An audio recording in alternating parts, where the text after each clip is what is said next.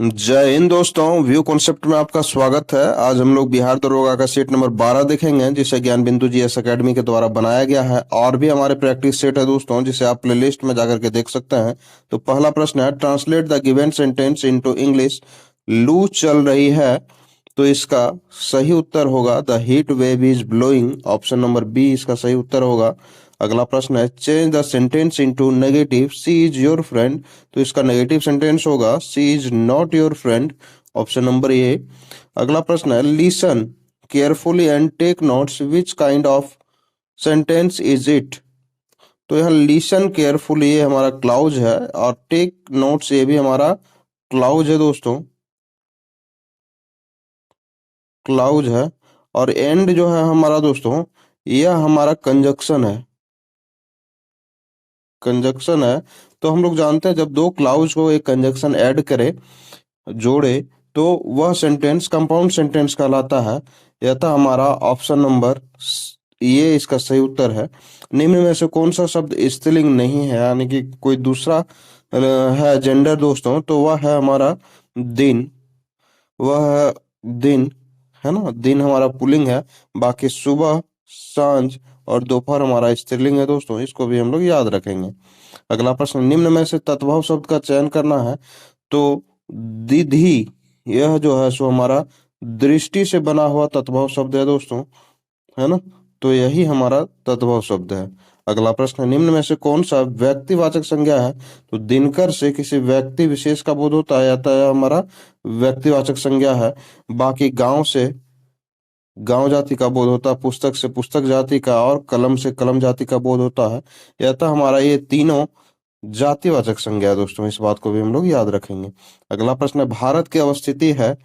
तो अक्षांश में 8 डिग्री 4 मिनट उत्तर से 37 डिग्री 6 मिनट उत्तर तक, और देशांतर में दोस्तों 68 डिग्री 7 मिनट पूर्व से 97 डिग्री 25 मिनट पूर्व के मध्य तक। ऑप्शन नंबर सी इसका सही उत्तर है, भारत का अवस्थिति।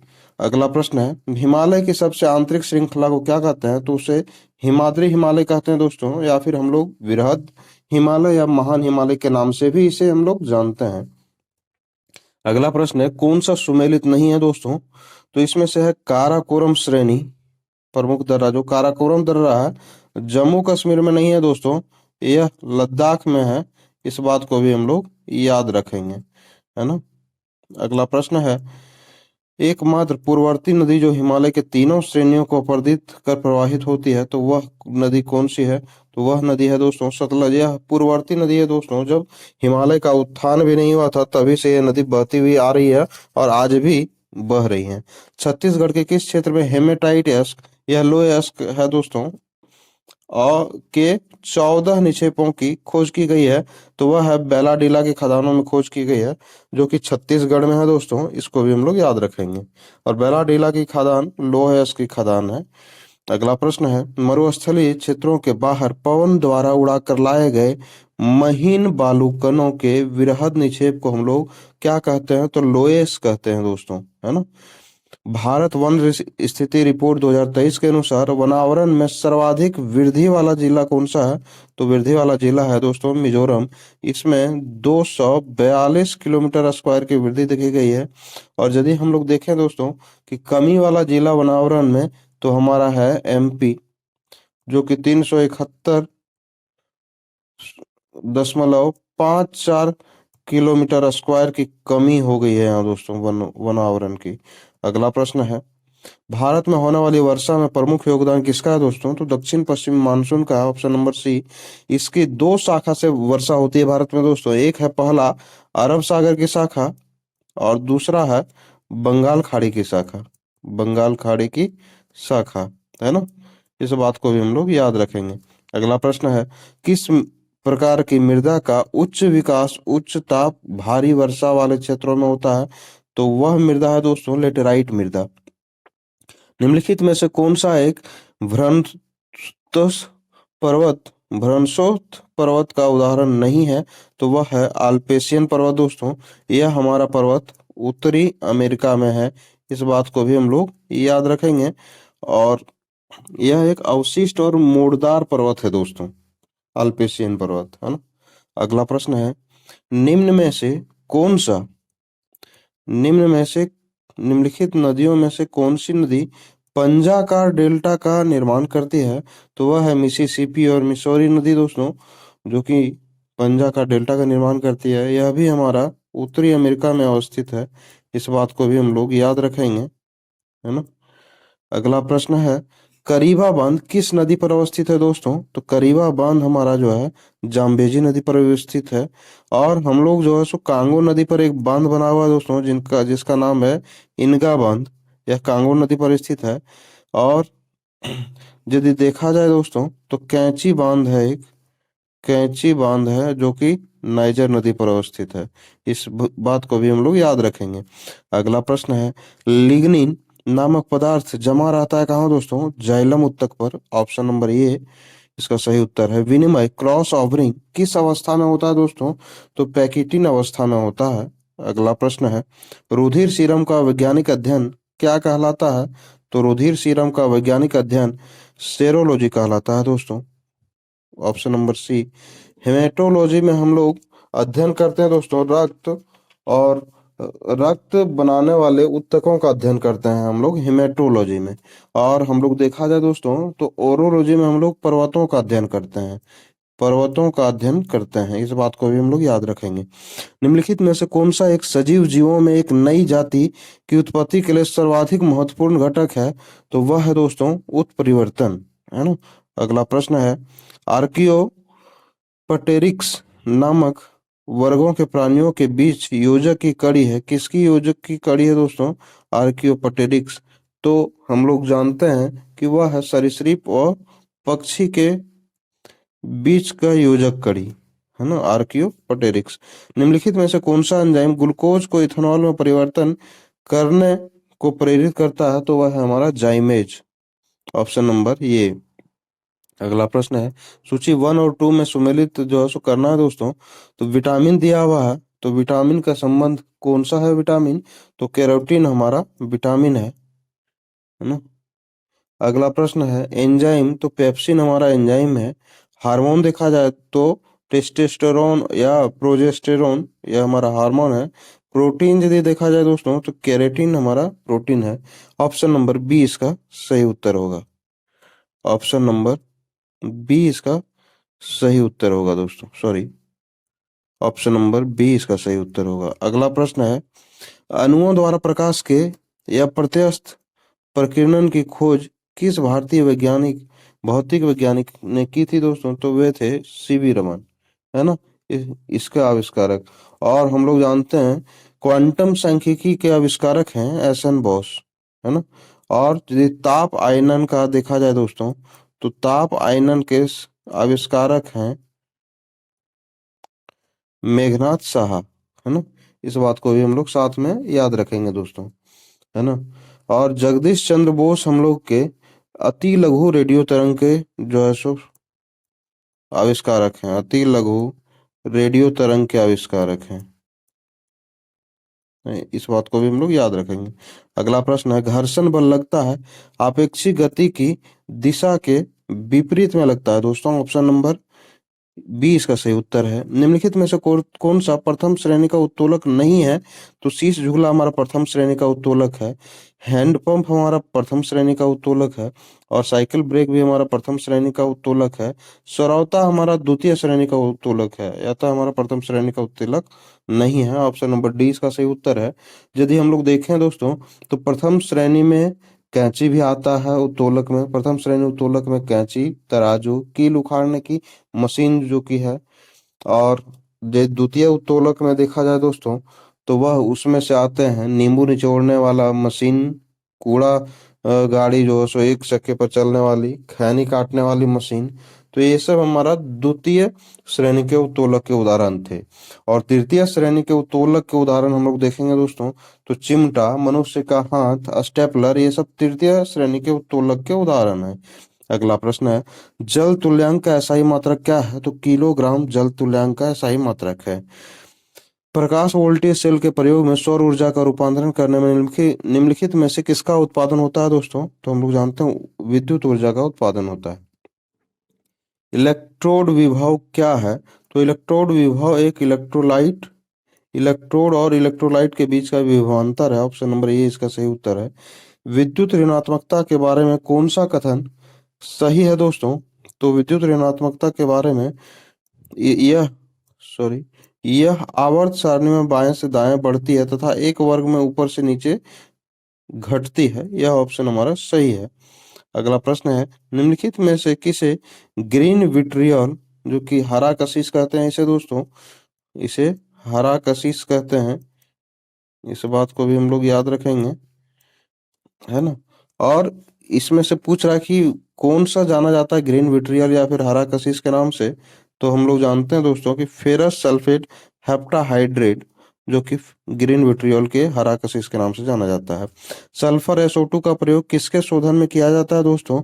तो हम लोग जानते हैं कि किसके शोधन में किया जाता है, तो वह है कौन सा, देखेंगे हम लोग दोस्तों, तो पेट्रोलियम और चीनी है।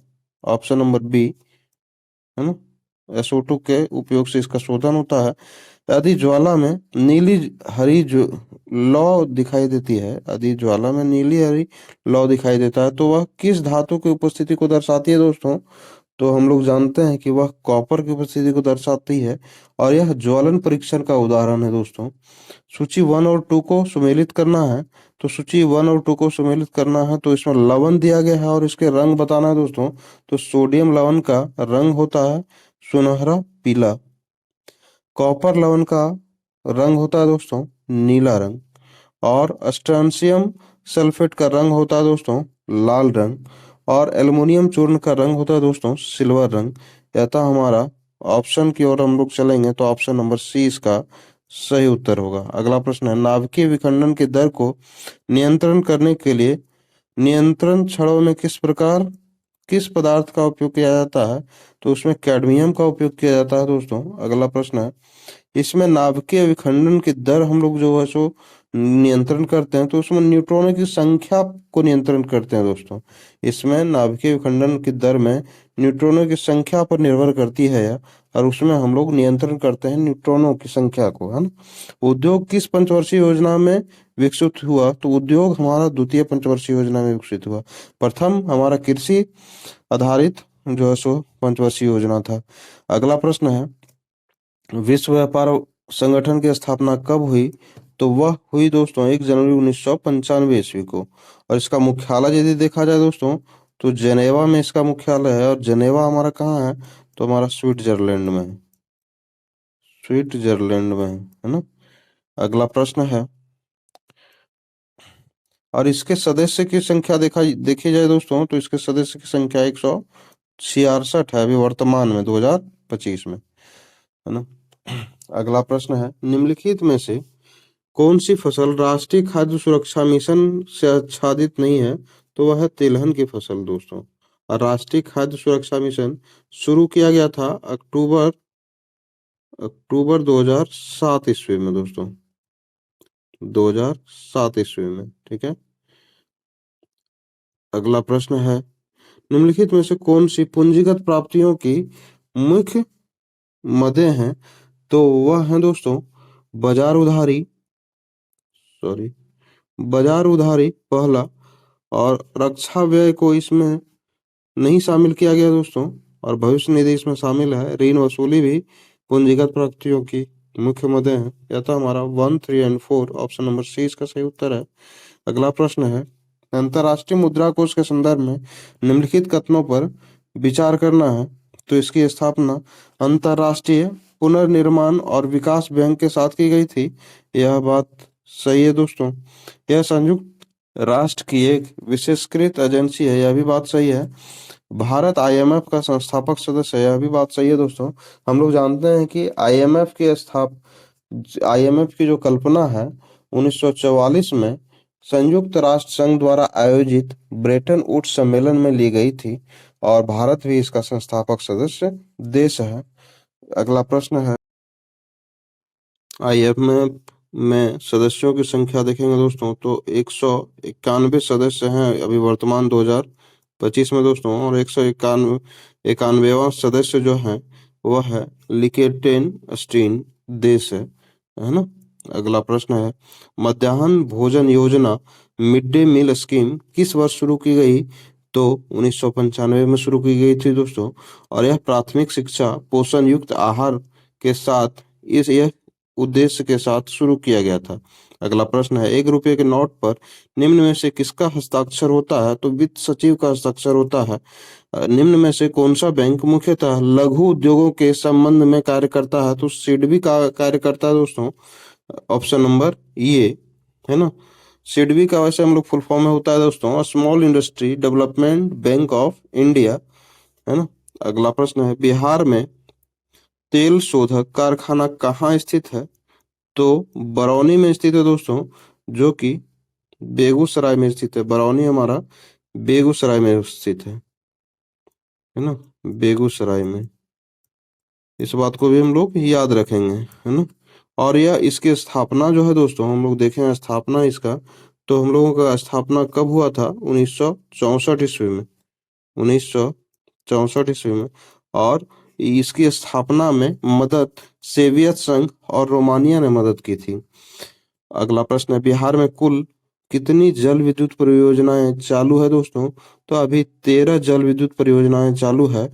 और अभी इससे हम लोगों को 54.3 मेगावाट बिजली प्राप्त हो रहा है। 11 योजनाएं जो है सो प्रस्तावित है दोस्तों, जिससे कि हम लोगों को 9.3 मेगावाट बिजली मिलेगी। अगला प्रश्न है, अंतर्राष्ट्रीय ओलंपिक समिति की स्थापना कब हुई? तो इसकी स्थापना दोस्तों 1894 ईस्वी में हुई। और कहाँ हुई दोस्तों? तो पेरिस में इसकी स्थापना होती है। इसका हम लोग मुख्यालय देखेंगे दोस्तों, तो मुख्यालय इसका लोसाने है।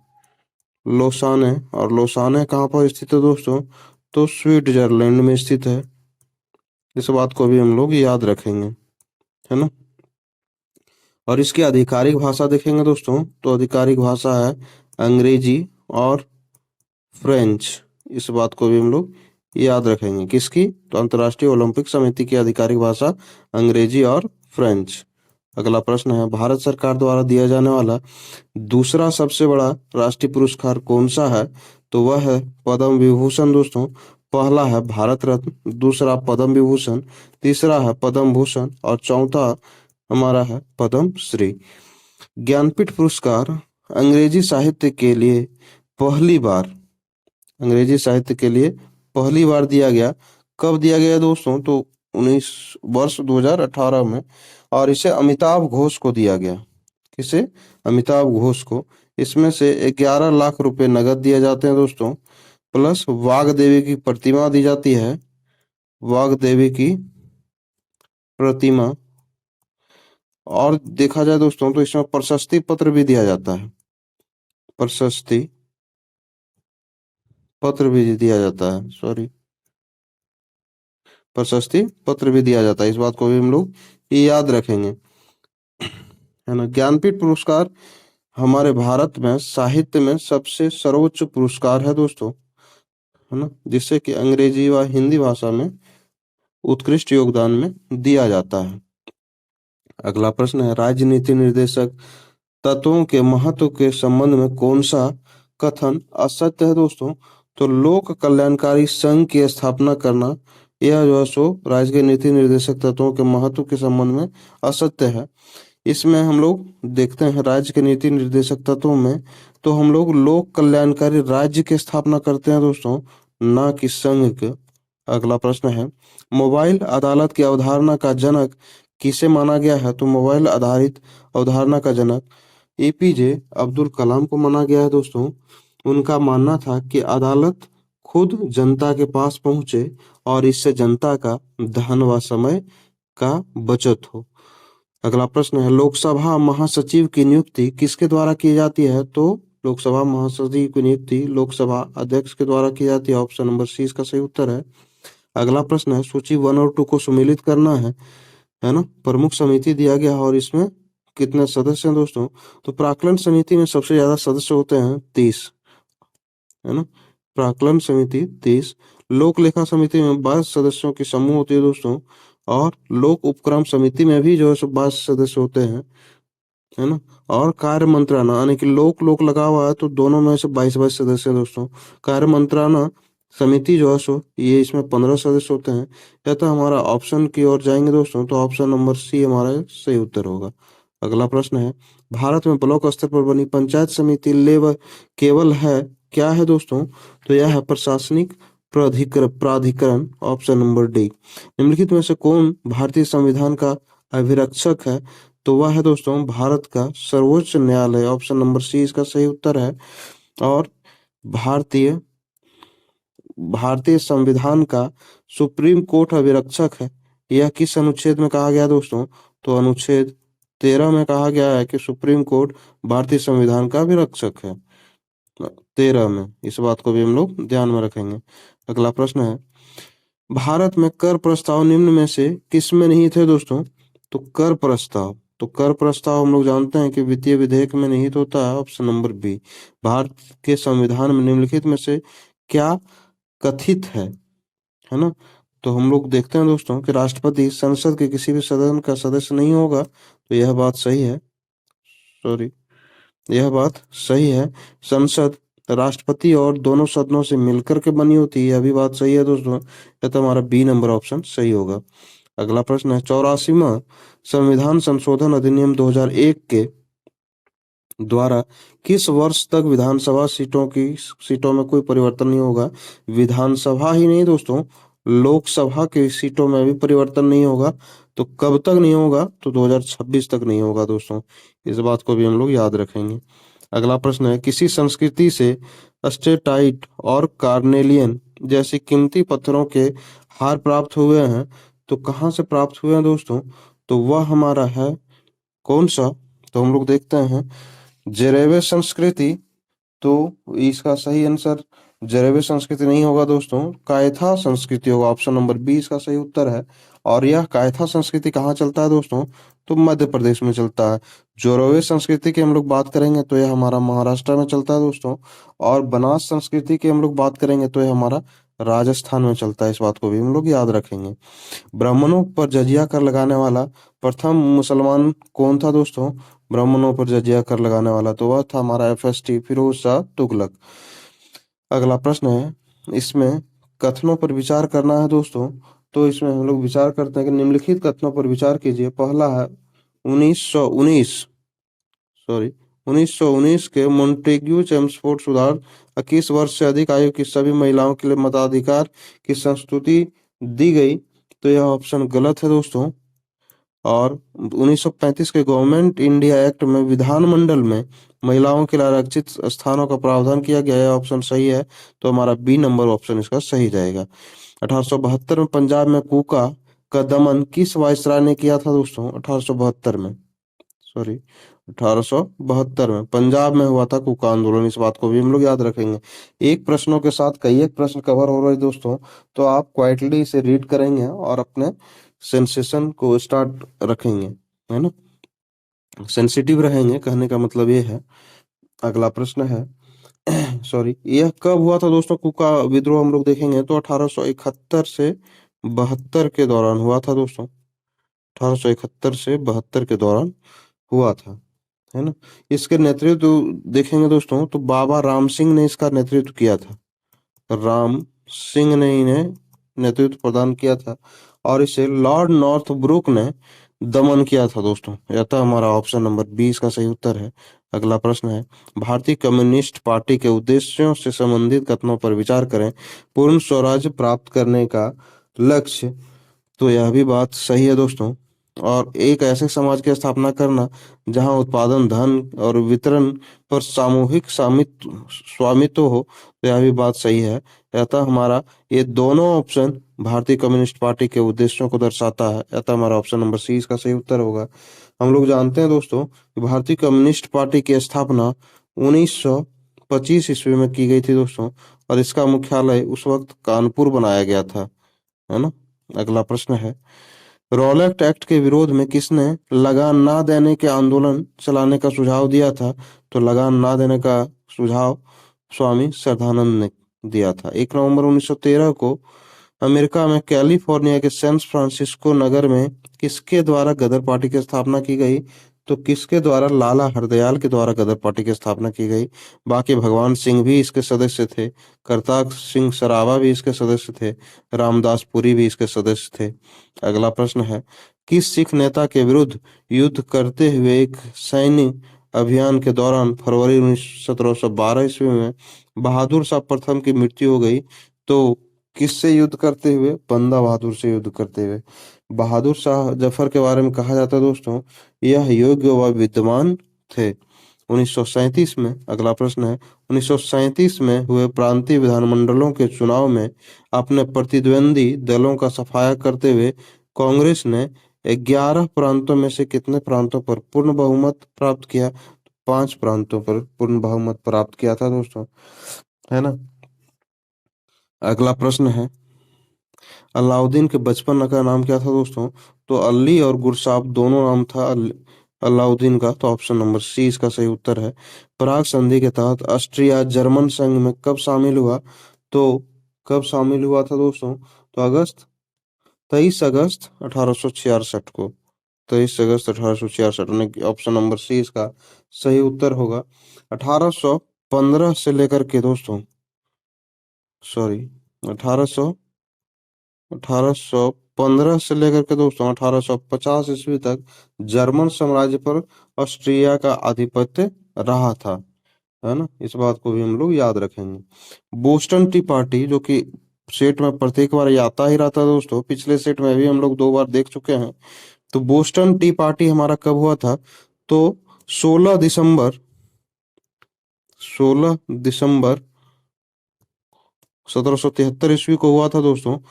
तो ऑप्शन नंबर सी इसका सही उत्तर है। यह अमेरिका के स्वतंत्रता संग्राम का तात्कालिक कारण था दोस्तों। इसका नेतृत्व यदि हम लोग देखेंगे दोस्तों, तो सैमुअल एडम्स ने किया था इसका नेतृत्व।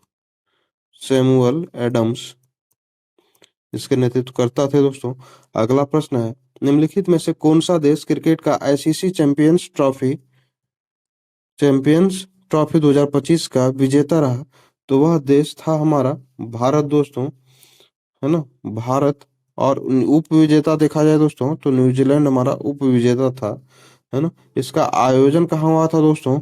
तो आयोजन इसका हम लोग देखते हैं, तो आयोजन इसका हुआ था दोस्तों पाकिस्तान में एंड यूएई में, है ना। दोनों मिल करके इसका आयोजन किए थे। अगला प्रश्न, हाल ही में अंतर्राष्ट्रीय मारखोर दिवस किस तिथि को मनाने की घोषणा की गई है? तो 24 मई को मनाने की घोषणा की गई है दोस्तों। मारखोर जो है दोस्तों, दरअसल पेंच सिंग वाली यानी कि जंगली बकरी है दोस्तों, जो कि राष्ट्रीय पशु है पाकिस्तान का।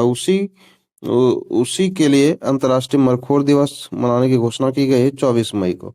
अगला प्रश्न है, इसरो के स्पेडेक्स मिशन का मुख्य उद्देश्य क्या है दोस्तों?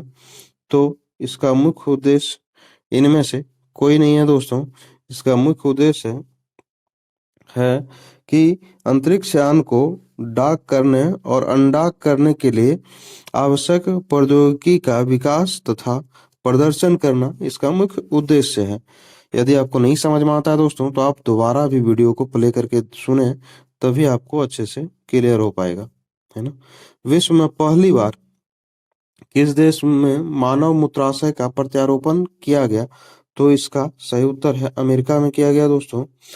और हम लोग जानते हैं कि 3D printed railway station Japan में जो है सो शुरू किया गया है पहली बार, है ना। विश्व में पहली बार 3D printed railway station Japan में ने शुरू किया है। अगला प्रश्न है, भारत की कौशल विकास एवं उद्यमिता मंत्रालय ने किस वैश्विक संगठन के साथ मिलकर इंडिया स्किल एक्सलरेटर पहल की शुरुआत की है? तो विश्व आर्थिक मंच के साथ मिलकर यह पहल की शुरुआत की गई है। अगला प्रश्न है, अगला प्रश्न है, राष्ट्रीय मानवाधिकार आयोग का अध्यक्ष किसे नियुक्त किया गया है? तो हम लोग जानते हैं VR सुब्रमण्यम को नियुक्त किया गया है राष्ट्रीय मानवाधिकार आयोग का अध्यक्ष। यह 9वें नंबर के अध्यक्ष हैं दोस्तों, इस बात को भी हम लोग याद रखेंगे। राष्ट्रीय मानवाधिकार आयोग की स्थापना देखेंगे हम लोग दोस्तों, तो 12 अक्टूबर 1993 को हुआ था। और इसी दिन 12 अक्टूबर को हम लोग राष्ट्रीय मानवाधिकार दिवस के रूप में भी मनाते हैं। अगला प्रश्न है, राष्ट्रीय महिला आयोग ने निम्नलिखित में से किस विश्वविद्यालय से यशोदा एआई आपकी एआई सखी पहल की शुरुआत की है? तो वह कौन सा विश्वविद्यालय है दोस्तों? तो वह है महात्मा ज्योतिबा फुले रोहिलखंड विश्वविद्यालय बरेली, ऑप्शन नंबर सी। हाल ही में चर्चा में रही पुस्तक Tipu Sultan the saga of the Mysore interregnum के लेखक कौन है दोस्तों? तो हम लोग जानते हैं कि इसके लेखक हैं विक्रम संपत। अगला प्रश्न है, संचार मित्र योजना के अंतर्गत किन छात्रों को संचार मित्र के रूप में नामित किया गया है? तो वह है विश्वविद्यालय के छात्रों को, यूनिवर्सिटी स्टूडेंट्स को नामित किया गया है दोस्तों। संयुक्त राष्ट्र, अगला प्रश्न है, संयुक्त राष्ट्र जनसंख्या पुरस्कार 2025 को प्राप्त करने वाली वर्षा देशपांडे का संबंध किस राज्य से है दोस्तों? तो वह महाराष्ट्र के हैं। अगला प्रश्न है, भारत तथा अफ्रीका ने प्रथम विश्व युद्ध के सैनिकों को श्रद्धांजलि अर्पित करने के लिए किस देश के ताइता तवेता काउंटी में स्मारक स्तंभ का निर्माण किया है? तो वह देश कौन सा है दोस्तों? तो वह देश है केन्या। अगला प्रश्न है, हाल ही में एक समझौता के तहत किस देश ने चागोस द्वीप को मॉरिशस को सौंप दिया है? तो चागोस द्वीप को मॉरिशस को सौंप दिया है दोस्तों यूके ने, है ना। और यूके का मानना है कि यह यूके और अमेरिका के लिए जो है सो अच्छा रहेगा, है ना।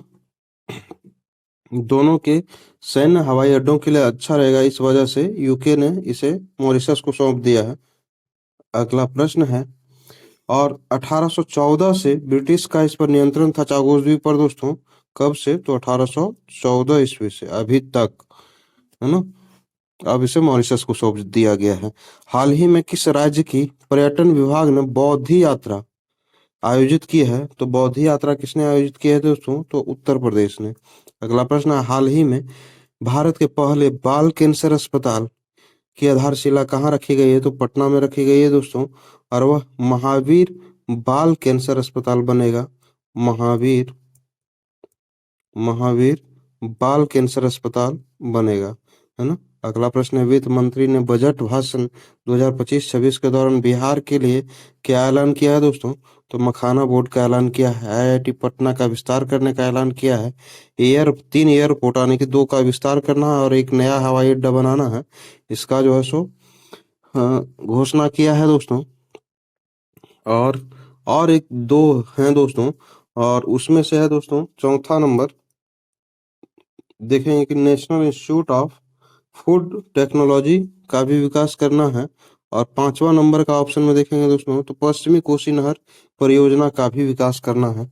यह पांचों परियोजना शामिल है इसमें से। हाल ही में निधन हुए गुजरात के पूर्व मुख्यमंत्री निम्न में से कौन से हैं? तो विजय रूपाणी का हाल ही में निधन हुआ था दोस्तों, जो कि 2016 से 21 तक वहां के मुख्यमंत्री रहे थे, है ना। अगला देखेंगे, ओम प्रकाश चौटाला जो कि पूर्व मुख्यमंत्री रहे हैं हरियाणा राज्य के दोस्तों, उनका भी निधन हाल ही में हुआ है। और नवीन चावला यह पूर्व मुख्य चुनाव आयुक्त हैं दोस्तों। यह नवीन चावला क्या है? मुख्य चुनाव आयुक्त, मुख्य चुनाव आयुक्त, है ना। और अगला प्रश्न पे जाएंगे दोस्तों, केंद्र सरकार ने ई नाम प्लेटफॉर्म कौन सा फल शामिल किया है दोस्तों? तो ड्रैगन फ्रूट को इसमें से शामिल किया गया। ई नाम का हम लोग देखेंगे दोस्तों तो ई से इलेक्ट्रॉनिक, है ना, एन से नेशनल, ए से एग्रीकल्चर, और एम से मार्केट होता है दोस्तों। तो इलेक्ट्रॉनिक नेशनल एग्रीकल्चर मार्केट इसका फुल फॉर्म है। अगला प्रश्न है, 33वें ग्रीष्मकालीन ओलंपिक का आदर्श वाक्य क्या है दोस्तों? तो आदर्श वाक्य को हम लोग देखेंगे तो वह है गेम वाइड ओपन इसका जो है सो आदर्श वाक्य। ऑप्शन नंबर सी इसका सही उत्तर है। लेट्स मूव एंड सेलिब्रेट, यह इसका 33वां ग्रीष्मकालीन का थीम है दोस्तों। द फ्राइगेस, यह इसका शुभंकर है। क्या है दोस्तों? शुभंकर, है ना। अगला है, चीयर फॉर वर्ल्ड, यह भारत का हैशटैग है दोस्तों, भारत का हैशटैग है। है ना, चीयर फॉर वर्ल्ड। अगला प्रश्न है भारत वन स्थिति रिपोर्ट 2023 के अनुसार भारत के कुल भौगोलिक क्षेत्र का वनावरण प्रतिशत कितना है दोस्तों? तो 21.76%। ऑप्शन नंबर 20 का सही उत्तर है। अगला प्रश्न, हाल ही में बिहार के शिवहर जिले में पालकालीन भगवान सूर्य की दुर्लभ मूर्ति कहाँ से प्राप्त हुई है दोस्तों? तो वह देकुली धाम से प्राप्त हुई। ऑप्शन नंबर सी इसका सही उत्तर है। बिहार के शिवहर जिले में है यह, है ना।